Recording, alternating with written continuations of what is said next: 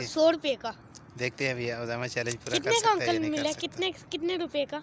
नहीं पैसों का नहीं है लेकिन पैसे आराम है ना।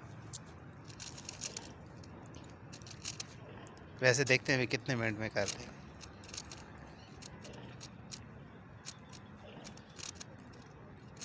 और 2-3 मिनट में कर लेगा। 2-3 मिनट नहीं।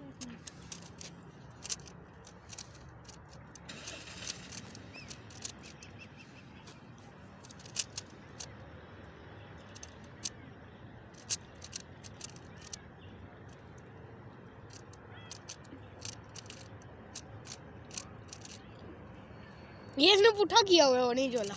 नहीं उसे पता भी नहीं कौन है। पता चल जाएगा।